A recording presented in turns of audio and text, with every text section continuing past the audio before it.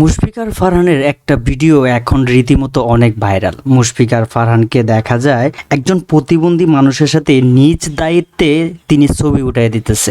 কত সুন্দর একটা দৃশ্য।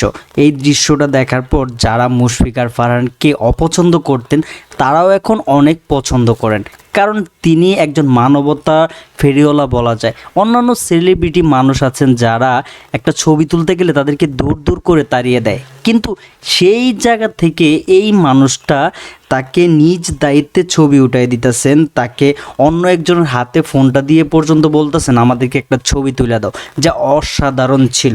আর মুশফিকার ফারহান সবসময় বরাবর এরকম মানুষ হয়েই থাকেন।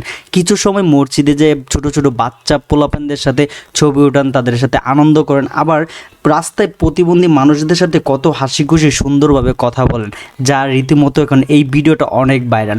যারা মুশফিকার ফারহানকে পছন্দ করেন তারা অবশ্যই এই ভিডিওটা দেখে থাকবেন।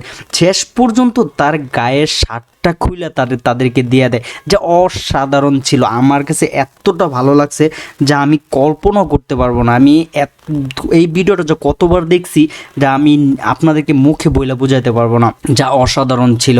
তার কথা, তার চলাফেরা আর তার নাটক, তো প্রত্যেকটা নাটকে এখন অনেক ভালো ভালো অ্যাকশানে যায়, যা অনেক সুন্দর। দর্শকদেরকে ভালোভাবে তাদেরকে মন উজাড় করে দেওয়ার মতো কিছু অভিনয় করে থাকেন, যেটা বাস্তবে দেখতে গেলেও একদম হুবহু বাস্তবের মতনই দেখা যায়। তিনি এই ভিডিওটা দেখার পর সোশ্যাল মিডিয়ায় আরও জনপ্রিয় হয়ে উঠলেন, আরও ভালো হয়ে উঠলেন মানুষের কাছে।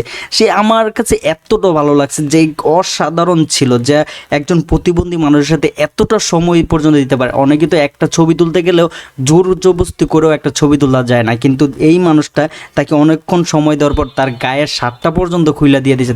তাহলে বুঝতে পারেন তিনি কতটা মানবতা ফেরিওয়ালা বলা যায়, কতটা ভালো মানুষ বলা যায়। মুশফিকার ফারহানকে অসাধারণ ছিল।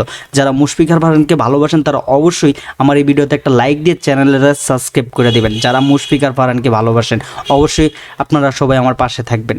আল্লাহ হাফেজ।